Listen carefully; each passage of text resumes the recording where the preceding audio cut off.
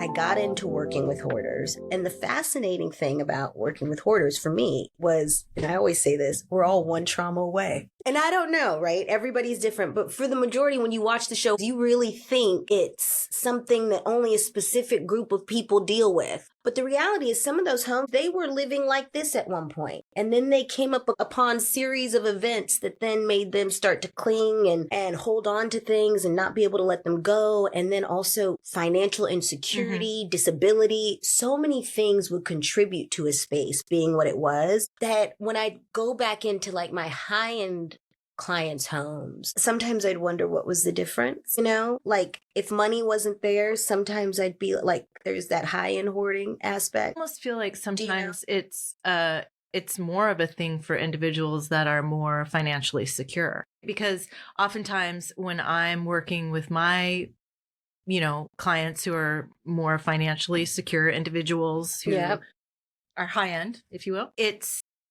sort of the overconsumption is the problem. Well, like you said, we're only one trauma away.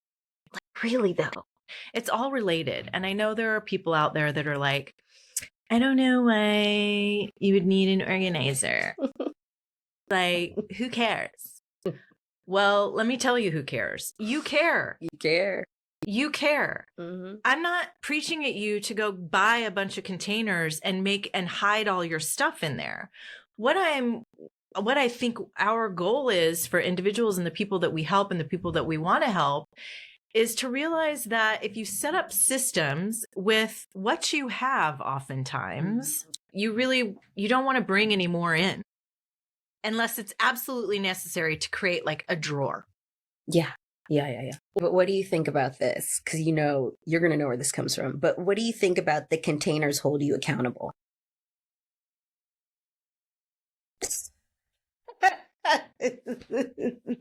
I think my face pretty much explains that. I mean, you know what? I have a hard time. It goes back, for me, this goes back to if you don't have anything nice to say, don't say anything at all. I mean, it really is this simple, and I don't mean to be crass or like... Be crass. Whatever, but like, it can be this simple if you break it down to the bare minimum. Put your shit away.